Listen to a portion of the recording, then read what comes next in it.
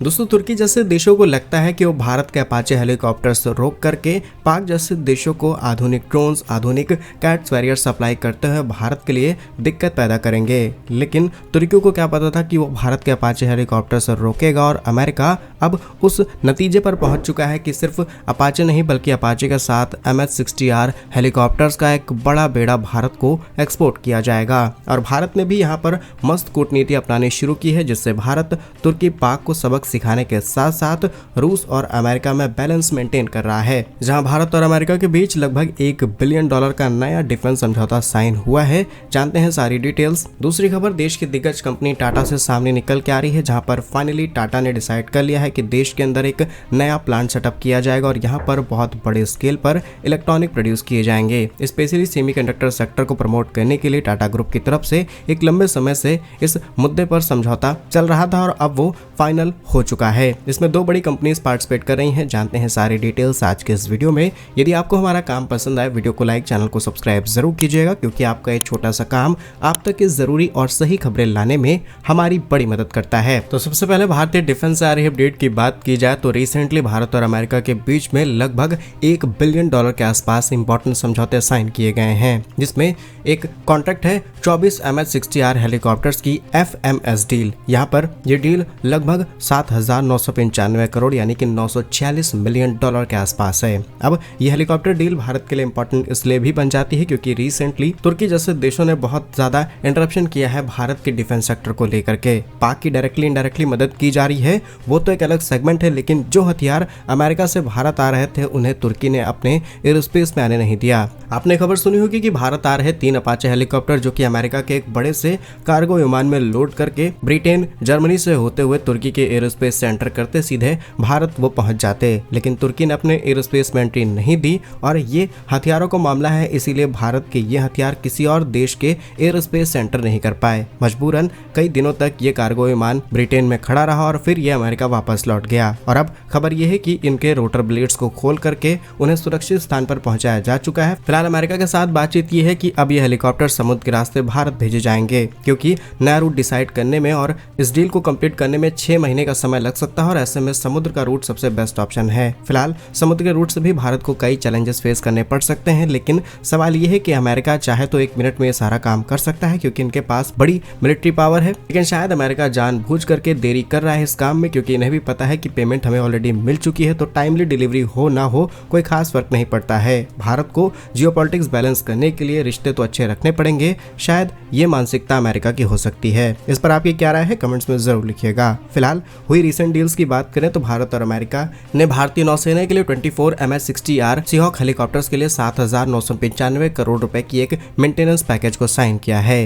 ये एक FMS समझौता है जिसके तहत लंबे समय तक ऑपरेशनल बने रहने के लिए यूएस के साथ इंटरऑपरेबिलिटी और हिंद महासागर में समुद्री सुरक्षा बढ़ाने के लिए ऐसे कॉन्ट्रैक्ट इंपॉर्टेंट होते हैं। रक्षा मंत्रालय ने लॉकहीड मार्टिन से 24 MH-60R हेलीकॉप्टर साल 2020 में ही खरीदे थे और उनके लिए 5 वर्षीय सस्पेंड कॉन्ट्रैक्ट परमिट किया गया, जिसमें spare parts, support equipments, manual training services सब कुछ शामिल हैं। ये हेलीकॉप्टर्स AWS यानी कि एंटी सबमरीन वॉरफेयर और anti surface SAR surveillance ship based operations के लिए तैयार किए गए हैं। जहां पहली squadron INSA 334 INS Garuda Kochi के अंदर है, 2021 पे कमीशन किया गया और भविष्य में भारत ऐसे कई और हथियार अमेरिका से ले सकता है। इसी के साथ भारतीय नौसेना के लिए ये हथियार इंपॉर्टेंट इसलिए भी क्योंकि चाइना की जो सबमरीन है जैसे कि 096 SSBN, इनको आइडेंटिफाई करना बहुत ही ज्यादा आसान हो जाता है इस हथियार के मदद से। और रिसेंटली एक नया समझौता साइन किया गया जिसमें हम सीधे सीधे हथियार ही अमेरिका से खरीद रहे हैं। आपको सारी चीजें क्लियर हो जाएंगी। तो दूसरी इंपॉर्टेंट अपडेट ये है कि भारत और अमेरिका के बीच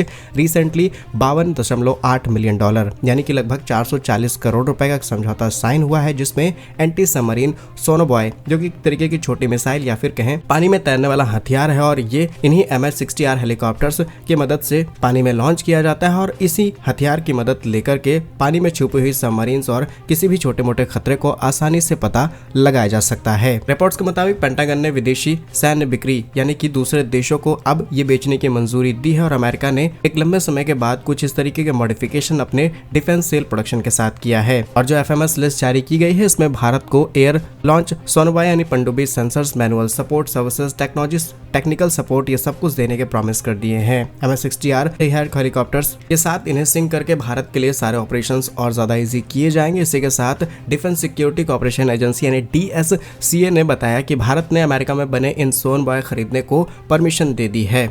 अगर इन सोनबॉयज के अंदर इस्तेमाल होने वाली टेक्नोलॉजीज की बात करें तो ऐसा एयर लॉन्च इस्तेमाल के अंदर इलेक्ट्रोमैकेनिकल सेंसर्स का इस्तेमाल किया जाता है जो पानी के अंदर हो रही अलग अलग आवाजों को पकड़ करके स्पेशल सिग्नल भेजता है और छुपी हुई सबमरीन्स को पता लगा पाता है, जिससे ऑपरेशंस और ज्यादा आसान हो जाते हैं। स्पेशली भारत के लिए ये टेक्नोलॉजी इंपॉर्टेंट इसलिए है क्योंकि हिंद महासागर बहुत बड़ा क्षेत्रफल है और इस पूरे क्षेत्रफल को मैनेज करना, इसकी हर एक गतिविधि पर नजर रखने के लिए भारत को ऐसे ही हथियारों की जरूरत है। और अब देखते हैं अमेरिका की विचारधारा को फॉलो करने वाला अमेरिका के F-35 को अपनी फ्लीट में शामिल करने वाला तुर्की भारत की इस डील को कैसे रोकता है। Next important update Tata electronics से सामने निकल के आ रही है, जहां पर 8 दिसंबर 2025 को टाटा ने करीब 14 बिलियन US के कुछ इंपॉर्टेंट परियोजनाओं पर समझौते किए हैं। यहाँ पर टाटा ग्रुप इंटेल के साथ मिलकर के कुछ नए मेमोरेंडम ऑफ अंडरस्टैंडिंग साइन कर चुकी है, जिससे भारत के अंदर सेमीकंडक्टर फैब्रिकेशन असेंबलिंग यूनिट्स को सेटअप किया जाएगा। रिपोर्ट्स के मुताबिक कुछ यूनिट्स गुजरात में और कुछ यूनिट्स असम के अंदर सेटअप की जानी है। फिलहाल टाटा और इंटेल के बीच में साइन किए गए इस MOU से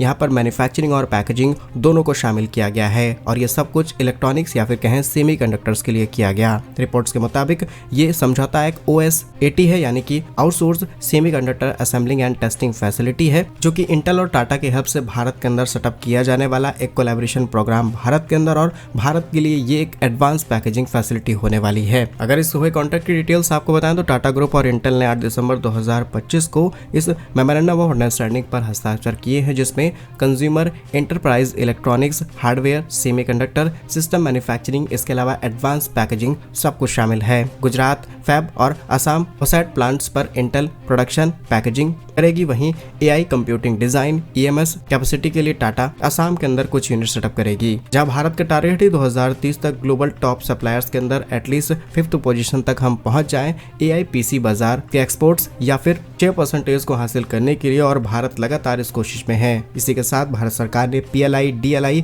ये सारी स्कीम्स भी लॉन्च कर रखी हैं ताकि हम विदेशी इन्वेस्टमेंट, विदेशी कंपनीज को अट्रैक्ट कर पाएं, और हम काफी हद तक इसमें सफल हो रहे हैं। लेकिन जो काम कई साल पहले शुरू किया जाना चाहिए था अब वो बहुत लेट शुरू हो रहा है। रिपोर्ट्स के मुताबिक ये पूरी परियोजना लगभग 14 बिलियन US के आसपास है, और जिस डेटा को एनालाइज करते हुए ये नया कॉन्ट्रैक्ट टाटा और इंटेल के बीच में साइन किया गया है, इससे भारत की इकोनॉमी साल 2030 तक $100 बिलियन के टारगेट को आसानी से अचीव कर पाएगी। $100 बिलियन सिर्फ हमारा सेमीकंडक्टर से अट्रैक्ट होगा, जहां पर हम एक्सपोर्ट्स करेंगे, असेंबलिंग करके सीधे एक्सपोर्ट्स और डोमेस्टिक मार्केट में इस्तेमाल के लिए ला पाएंगे। बिकॉज अभी अगर हम सेमीकंडक्टर दूसरे देशों से लाइक चाइना, ताइवान, US से इंपोर्ट कराते हैं तो भारत को इसकी ज्यादा कॉस्ट देनी पड़ती है। वहीं टाटा की तरफ से शुरू किए गए इस प्रोजेक्ट से इलेक्ट्रॉनिक सेक्टर में 20,000 से भी ज्यादा लोगों को नौकरियां मिलेंगी। भारत के अंदर इंजीनियरिंग, रिसर्च एंड डेवलपमेंट के नए यूनिट सेटअप किए जाएंगे और भारत को मल्टीपल सेक्टर्स में फायदा होगा। भारत सरकार की जो चल रही स्कीम यानी PLI स्कीम जो 76,000 करोड़ रुपए की है, इसे भी इसके साथ जोड़ा जाएगा, और DRDO की तरफ से तमाम ऐसी चिप और